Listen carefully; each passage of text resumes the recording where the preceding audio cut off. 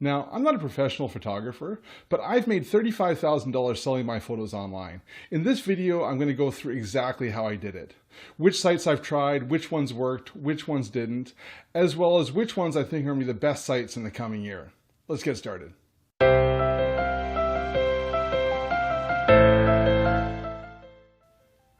Hi, I'm James.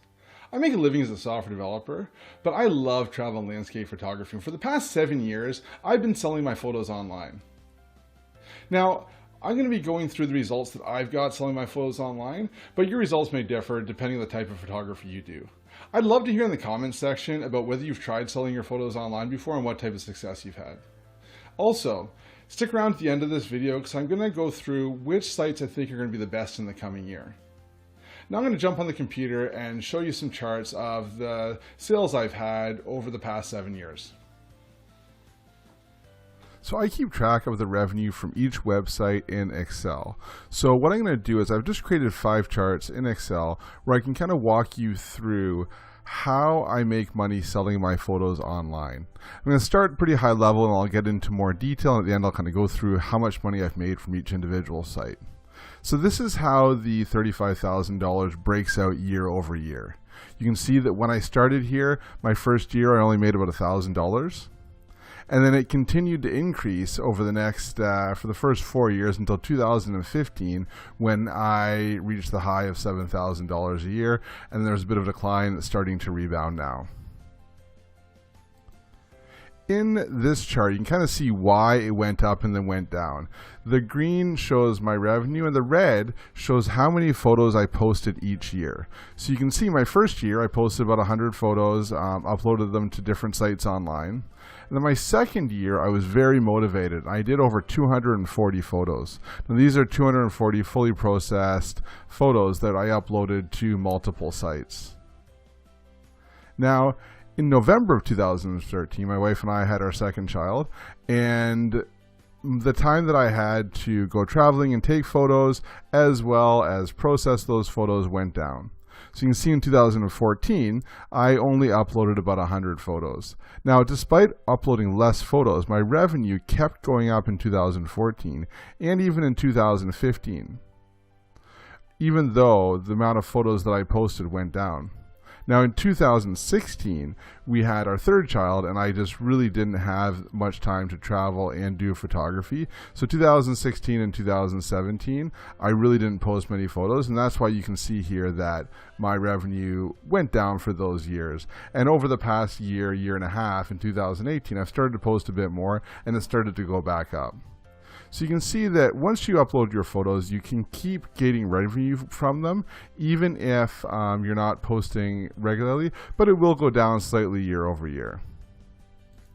Looking at it a different way, this way I've shown the red line is the cumulative photos. So you can see how my photos grew over time. And right now I've got about 600 good photos posted across many sites across the web.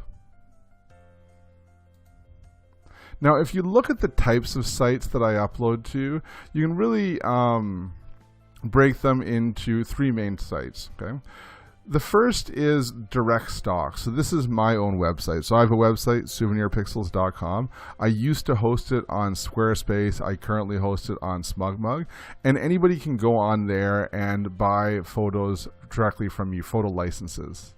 So this is, companies will come on, a lot of travel companies, travel magazines, they'll see my photos. Typically, they'll see my photos on social media, and then on my social media, it links back to my website where they can just go on and purchase licenses.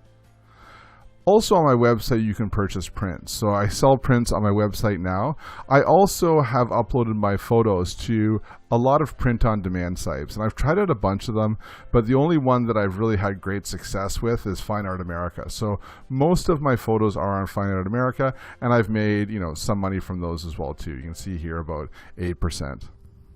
But the vast majority of the money that I've made selling my photos online has been from microstock sites. So I've tried a lot of different sites, about 23 of them in total, and that really makes up the majority of my revenue selling my photos online. So to go in and look at which sites in a bit more detail, you can kind of see in this pie chart. So this is kind of breaking out the revenue from all the sites. So you can see by far, this pink bar here is Shutterstock, and they are by far been the best site for me for selling my photos online. I had a very good run with Shutterstock. You know, if you typed in landscapes in Shutterstock, I had a photo on the main page. If you typed in Canada, I had multiple photos on the first page. So I did really well year over year and month over month on Shutterstock. Now, over the past 6 months, the search algorithm has seemed to change a little bit, and my sales have gone down a little bit. But I had a pretty good run where about 3 years I was doing very well with them. The second one here is 500px. Now, 500px was a photo sharing community before they started selling as stock. And I was involved in the community before it was selling as stock. So I had a lot of photos that were highly ranked. And when they started selling photos for stock as well too, I made quite a bit of money when they first started out. Now, there's been a lot of changes over there at 500px. They were purchased by another company. Now all the sales are through Getty. And to be honest, I don't even post there anymore. There's been a lot of changes, and I just really don't appreciate the site as much as I used to. But, you know, for a period of time, they were a very good earner for me as far as sites go. Down here, number 3 is Photodune. Now, Photodune has really only earned me a lot of money in the last couple of years. The first couple of years, it was very low, and the last 2 years, really, it's been very high. So I see Photodune really going and surpassing 500px probably this year. And then the fourth one here is Adobe Stock or Fotolia. So Fotolia was an independent stock site, and then Adobe bought them and turned it into Adobe Stock. So I had my portfolio on Fotolia. I did fairly well there, and now it's moved over to Adobe Stock. And when it moved over to Adobe Stock, I saw a bit of a dip in sales, but now I'm starting to see it pick up a bit more, maybe because I'm posting a bit more to Adobe Stock as well too. Now there's some other smaller ones here. One thing to know is this little sliver up here. It's about $400, and that's 13 sites. So I tried a lot of sites. What I'll do is when I hear about a new site, I'd upload like 200 photos to that site and see what happens. And a lot of time, nothing happened, right? Which is one of the reasons I'm making this video, right? Because I spent a lot of time uploading and, you know, trying to find these sites, uploading those sites, and really didn't get that much out of it. You know, 13 sites, you know, $400 over 6 years is not a lot. So, you know, if I were starting out again, I would probably really just focus on the main sites that you see here and really not even worry about the smaller ones until, you know, they seem to be big enough to get some momentum, because there are a lot of stock sites out there, but I just don't think you can make a lot of money on all of them. You really need to have your photos on the big ones to start out with. Now, I hope that didn't come across as bragging, but I had no idea when I started selling my photos online that I would make $35,000 from them. Really, my goal of doing this was so that I could buy, you know, more cameras and lenses without taking it out of my family budget. And I achieved that, and I'm pretty happy with it. Now, there was a point when I considered trying to, you know, maybe go full-time as a stock photographer, but at the time, what was selling primarily was business images. So what I realized was that to be able to be a full-time stock photographer, I would need to go and get models and kind of pose them in different business situations, taking hundreds of photos a day and uploading them. And that really didn't appeal to me. If you take a look at my portfolio, and I'll link to them, put some links down in the description, I really like taking travel and landscape photography. And I think what I realized was it would be very difficult to make a full-time salary and support my family on stock photography if I was only going to do travel and landscape. The other thing is that I enjoy my day job. I enjoy software development. I enjoy working with my clients. So I kind of feel like even if I did photography as a full-time job, I would probably just become like a software developer would become my hobby, and I still code in my part-time. Right? So I decided to stick with software development as my main living, and, you know, photography is my hobby. Now, you may have different goals, and hopefully, you know, this video is still useful, the stats that I showed, even though I kind of really only work on it part-time. Now, at the start of the video, I mentioned that, you know, at the end, I would talk about which sites I see being the best in the upcoming year. Now, about 5 months ago, I tried uploading some of my photos to free stock sites.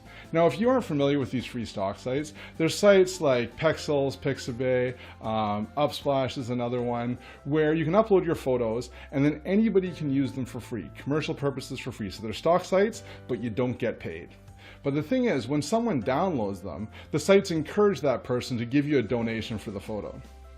So I just did, as a trial, uploaded 100 of my photos, 100 of my oldest photos that weren't really making me money on any of the stock sites anyways. And in the past 3 months, I've made about $60 in donations. Now listen, that's not a lot of money, but $60 is more than I made from a lot of the lower sites that I have out there. And as my sales go down on Shutterstock, I plan on taking more of my older images and uploading these to these sites. And I think they could be a fairly decent sized revenue source for this year. So that's something that you may want to look into as well. Again, I haven't made a lot of money off it in the past, but it's something that I'm going to be trying more in the future. You can let me know in the comments what you think about these free stock sites. Now, if you found this video useful, make sure you go and hit the like button below, as well as hit the subscribe and the bell so you can get notified when I upload new videos. Happy uploading.